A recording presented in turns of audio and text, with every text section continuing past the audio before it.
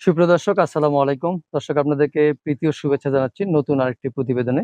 দর্শক, সামনে ২০২৩ কুরবানি। আর ২৩ কুরবানি উপলক্ষে গ্রামের কিছু কৃষক রয়েছে, কৃষিকাজের পাশাপাশি বা সংসারের পাশাপাশি গরু লালন পালন করে, ৪টি বা ৫টি করে গরু লালন পালন করে ক্রেতাদের সুবিধার্থে। যে বিশেষ করে শহরের পাশেই হযরতপুর গ্রাম, সে গ্রামের কিছু মানুষ আছে প্রত্যেকটা ঘরে ঘরেই ৫-৬টি করে গরু লালন পালন করে। শহরের মানুষ অনায়াসে গরুগুলো সংগ্রহ করতে পারে। তো আমরা তারই ধারাবাহিকতায় চলে আসছি এই গ্রামটিতে। আমরা দেখব যে গরুগুলো কি খাবার-দাবার দিচ্ছেন, আসন্ন কুরবানি উপলক্ষে কেমন আশা করতেছেন, আমরা জানবো ভাইয়ের কাছ থেকে। ভাই, আসসালামু আলাইকুম। ওয়ালাইকুম আসসালাম। কেমন আছেন? আলহামদুলিল্লাহ, আল্লাহ খুব ভালো রাখছে। কি নাম আপনার? আমার নাম ফরহাদ। ফরহাদ ভাই। জি। আমরা দেখতে পাচ্ছি ৪ টি গরু। হ্যাঁ? আরেকটা আছে চোখে আছে একটা আরে। একটা চকে জি, আছে। জি। তো এই প্রতি বছর কি কুরবানি উপলক্ষে গরু লালন পালন করেন? জি, আমরা কোরবানির উপলক্ষেই এই গরু লালন পালন করি। আচ্ছা। আর কৃষিকাজ হ্যাঁ, করেন? মোটামুটি মানে অন্য ওই ব্যবসা আছে, কৃষিকাজও আছে, মোটামুটি ওটির পাশাপাশি গরু পালি আরকি আমরা। আচ্ছা। এই যে পাশাপাশি যে ৫টা ৬টা করে গরু লালন পালন করেন, এখন তো গরুর খাবারের দাম মানে আকাশচুম্বী। অনেক বেশি, হ্যাঁ, অনেক বেশি খাবারের দাম। তো এত টাকা খরচ করে গরু পেলে কি লাভ হয়? অন্যদের কি হয় না হয় জানি না, কিন্তু আমাদের লাভ হয়। এত টাকা জি, খরচ করে? আমাদের লাভ হয়। আমরা তো বেশিরভাগ মনে করেন এই ঘাস যেটার পালা হয়, সবসময় গরুর ঘাস কটা বেশি খাওয়া হয়। আচ্ছা, আমরা ওই অনেক মানে কিনা খাবারগুলি একটু কম খাওয়াই। আচ্ছা, যেমন দানাদার খাবার খুবই কম জি, জি, খাওয়ান। ওটি কম খাওয়াই। কিন্তু দানাদার খাবারে তো গরু মোটা তাজা হয় দ্রুত। আমরা ওরকম যে ধরনের করছি ওই দেখেন খাবারের মধ্যে শুধু ছাটিয়ে থাকবো আর হলো কিছু বুট বসি থাকবে, আচ্ছা, আর হলে খের কাটা থাকবে, আর হলে এর মধ্যে হলে ভুট্টা-টুট্টা আর কিছু না। অন্য কোনো খাবারের নাই আচ্ছা, আপনার। সব সব হলো প্রাকৃতিক খাবার হ্যাঁ, এগুলো। হ্যাঁ, এগুলি। মানে ওই দানাদার ফিট খাবার নাই, বাইরে ফিট নাই। থেকে ফিট কেনেন ফিট না। ওগুলি দেই নাই। আচ্ছা, তার মানে আর হলো কাঁচা ঘাস। আর কাঁচা ঘাস। ঘাস কি কিনে খাওয়াইতে হয় না, নাকি? ঘাস আমরা জমিনে রাইখা জমিনের মধ্যে চাষ করি। আচ্ছা, আচ্ছা। জি, আরেকটা জিনিস হলো, এই যে বেশ খোলামেলা পরিবেশে গরু লালন পালন করতেছেন। হ্যাঁ। এগুলো পরিবেশে গরুর কোনো অসুখ-বিসুখ বা সমস্যা হয় না? না, আমাদের ওরকম কোনো কিছু হয় নাই। এখন আল্লাহ খুব সুস্থ রাখছে, ভালো রাখছে। আচ্ছা, এমনি কি কোনো চিকিৎসা দেন? চিকিৎসার মধ্যে যে আমরা এই বার্মিজ দিয়ে রাখি, যেটা যে গরু না জ্বরে। আচ্ছা, ওরকম ঝরা রোগ কিছু। যেটা হয়। হ্যাঁ, যেটা জ্বরা হয় ওইটা থেকে আমরা জানি গরু নিরাপত্তা থাকতে পারে, এই কারণে আমরা ওটা দিয়ে রাখি। আচ্ছা, যেটাকে ভ্যাকসিন বলে। ওটা কতদিন পর দিতে হয়? ওইটা সরকারের মাধ্যমে থেকে আসে ৩ মাস পরে, ১.৫ মাস পরে, আবার আমরা নিজেরা যদি দেই ওইটা ৬ মাসের লিগে দিই। আচ্ছা, আর কৃমির ট্যাবলেট খাওয়ান না? হ্যাঁ, কৃমির ট্যাবলেট তো অবশ্যই লাগবে। অবশ্যই লাগবে। হ্যাঁ, আচ্ছা, গরু মোটা তাজা হওয়ার জন্য আর কোনো উপায় আছে কিনা? উপায় থাকলেও আমরা অত কিছু করি না। বলেন না, মোটামুটি আমাদের যেই খাবার আছে এই খাবারের যতটুকু হয় ততটুকুই। ততটুকুই। হ্যাঁ, ততটুকুই। আচ্ছা, তার মানে আ যেটা হলো যে একদম প্রাকৃতিক অর্গানিক ভাবে গরু লালন পালন করা হচ্ছে। জি, জি, জি, জি। যে কোনো না, ভেজাল একদম নেই, ভেজাল মুক্ত। দেখেন না, ভেজাল গরুর মুক্ত। স্বাস্থ্য মনে করেন ওরকম যদি আমরা ওইসব ধরনের কোনো কিছু খাওয়াইতাম, তাহলে তো গরু আরো বিশাল গরু হয়ে যেত, মোটা তাজা হয়ে যেত গা।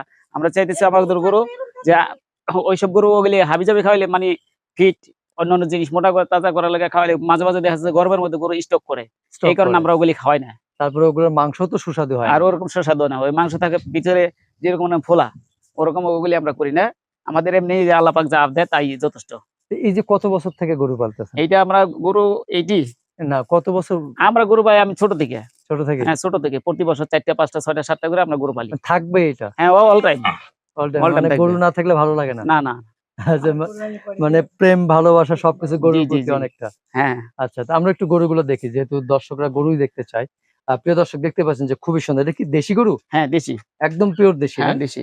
এই এইটা ৩ টা দেশি আছে। ৩ টা দেশি আছে। হ্যাঁ, এইটা কয় দাঁত? এটা ৪ টা যাচ্ছে। আর ওটাও ৪ টা যাচ্ছে। ওটা আচ্ছা, ২ দাঁত। আমরা একটা করেই দেখি। দেখান। এটা ৪ দাঁত না? ৪ দাঁত। আচ্ছা, এটা কতটুকু ওজন হতে পারে? এখন মোটামুটি ৪.৫ মণ ওজন আছে শুধু গোস্ত। ৪.৫ মণ। হ্যাঁ। শুধু গোছ হবে জি, ৪.৫ জি, মণ। জি। মাশাআল্লাহ। তো আরো তো ঈদের বাকি আছে প্রায় ১৫ ৩৫-৩৬ হ্যাঁ, দিন, বা ৩৬। প্রায় প্রায় ৩৮ দিন বাকি। হ্যাঁ, ৩৮ দিন। তো আরো তো বাড়বে ইনশাআল্লাহ। হ্যাঁ, আশা করা যায় একটু বাড়বে। আচ্ছা। তো এই গরুগুলো সংগ্রহ করছেন কোথা থেকে? এটি হলো আমরা সংগ্রহ করছি হলে এই মানে আমবাড়ি উত্তরবঙ্গে? থেকে, দিনাজপুর থেকে, ওরে দিনাজপুর হাটে দিনাজপুর, থেকে। অনেক দূর। জি, জি। এত দূর গেছেন? হ্যাঁ, ব্যবসার লেগে যায় ওখানে গরু। ও আমার আচ্ছা। যেটা ভালো লাগে আমি সেটা রেখে দিই। আচ্ছা, আচ্ছা, মানে ব্যবসার জন্য গরু কিনতে যান। জি, জি। আর যেটা ভালো লাগে সেটা লালন পালন করেন ঈদ উপলক্ষে। হ্যাঁ, আচ্ছা। তাহলে এই যে গরুটা আমরা দেখলাম ৪ দাঁতের গরু, এটা কেমন দাম আশা করতেছেন ঈদে? এটা মোটামুটি ১.৫ লাখ বা ১,৫৫,০০০ র মধ্যে আমি ছেড়ে দেব। মানে ১.৫ এর উপরে যেতে হবে, হ্যাঁ, নিচে না? নিচে না। আচ্ছা। প্রিয় দর্শক, দেখলেন যে ১.৫ লাখের উপরে যেতে হবে, নিচে না। আর এগুলো গরুর মাংস কিন্তু যে 100% সুস্বাদু হবে। আচ্ছা, আমরা ওটা দেখতেছি, ওটাও কি কয় দাঁত? ওটাও 4 দাঁত। এটাও 4 দাঁত। হ্যাঁ, ওটাও 4 একই দাঁত। সাইজ নাকি? একই সাইজ, মোটামুটি একটু 19-20 আর কি, এই একটু আর 19 কিছু। 20। হ্যাঁ, দামটাও কি একটু 19 20 হবে হ্যাঁ, না একই? ওরকমই হয়, এরকমই মোটামুটি ধরেন আচ্ছা, 2 4 5 হাজার এদিক সেদিক। 2 4 5 হাজার এদিক সেদিক হবে। আচ্ছা, আর ওইটাও তো দেশি না? হ্যাঁ, ওটা দিছি। ওইটা একটু কালারটাই দেখতেছি। ওইটা কি ছোট সাইজ একটু? ছোট না, ওইটা মানে ওই সাইডটা নিচে তো, ওই এর লাগে একটু সাইডটার ছোট নিচে দেখা ওই যাইতেছে, একই নাইলে সাইজ, হ্যাঁ, একই একই সাইজ। সাইজ। আচ্ছা, তাহলে তো এটাও সেম দামই হবে। জি, ওটাও সেম সেম দাম। আচ্ছা, এটাও 4 দাঁতই। হ্যাঁ, ওটা না 2 দাঁত। এটা 2 দাঁত। হ্যাঁ, আচ্ছা, এটার ওজনটা কতটুকু হতে পারে? এটা প্রায় 4.5 মনের মতো ওজন হবে। 4.5 মণ। হ্যাঁ, 4 মন 10 কেজি।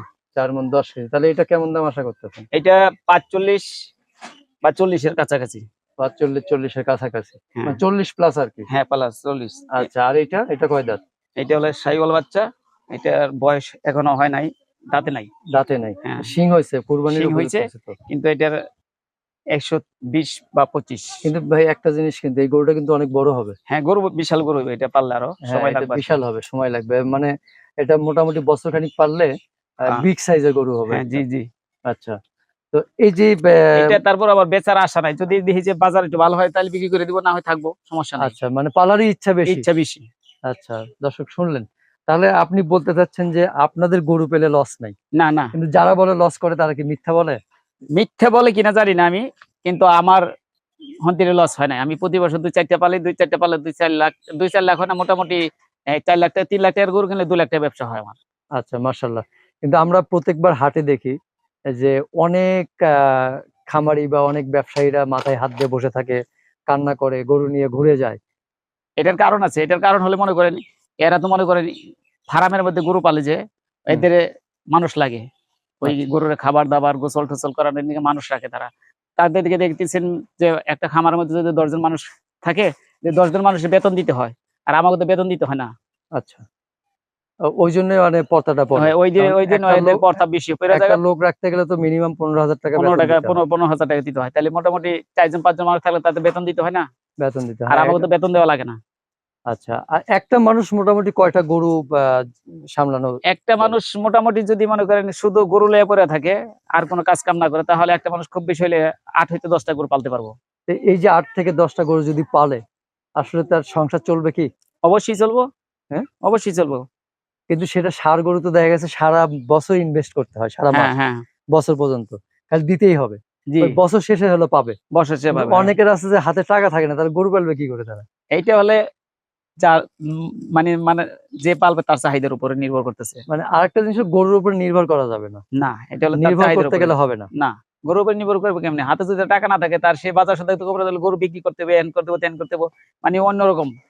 আচ্ছা, আর আমাদের যে আমরা যেটা আনি ওইটা মনে করেন আমাদের যে এরকম না যে আমরা একবারে এক বছরে গরু পালি, এমনকি বেশিও পালি। যেটা ভালো হবে সেটা বিক্রি করে ফেলাম, যেটা দেখুন যে মানে বয়স হয় না ওরকম, বেচা আরো বড় হবে, সেটা আমরা রাইখে দিই, রাইখে দিয়ে পরবর্তী করবেন দিবিছি। আচ্ছা। যেহেতু লস নাই, লস নাই, লস নাই যদি গরু। আল্লাহ বেঁচে রাখে, হ্যাঁ, সুস্থ রাখে, তার লাভ হবেই। লসের মধ্যে ওটাই, যদি মনে করেন আল্লাহ হাইতে আসে না অসুখ বিসুখ হয়ে গরু যদি কোনোটা স্ট্রোক অথবা মারা যায়, যে বিভোগ মারা যায়, তাহলে লস, আর নাহলে এমনি কোনো লস নাই। আচ্ছা, এখন যেটা হলো, আমাদের যারা ক্রেতা আছে, জি জি। শৌখিন ক্রেতা, তারা বেশিরভাগ হলো গ্রামগঞ্জে ছোটে। সে হুম। ক্রেতাদের জন্য কোনো সুবিধা আছে কিনা আপনার গরু কিনতে? অবশ্যই আসে, এই মাটি আমাদের এখানে আটির বাজার থেকে আসে, ওই ঢাকা থেকে বিভিন্ন ক্রেতারা আসে, আইসে আমাদের মাঝে মধ্যে তার গরু পছন্দ হলে তারা নিয়ে যায়, আমরা তাদের কাছে বেঁচে ফেলাই। তাদের কোনো সুবিধা দেবেন কিনা, আছে সুবিধার কিনা? মধ্যে আমি কেমনে দেবো কন, এদের সুবিধা হলে আমার গরু যদি পছন্দ হয়ে যায়, হ্যাঁ। সেই তো 5 7 হাজার 10 হাজার এদিক সেদিক, ওইটা হলো ভিন্ন কথা। আচ্ছা, মানে মনের সাথে মন মিলে গেলে দেখেন আমার একজনের কাছে 5 হাজার বেশি বিচ্ছি, আরেকজনের কাছে 5 হাজার কমে বেশি ফেলাই, আচ্ছা, এরকমই আর যাক। কি এই মোটামুটি। যে এটাই এইটা সুবিধা। এইটা শুনে কিন্তু আমারও মনটা শান্ত হলো, যে খুশি খুশি লাগলো যে আপনি সুন্দর একটা কথা বলছেন। বড় খামারিরা কিন্তু এই ছাড়টা সহজে দেয় না।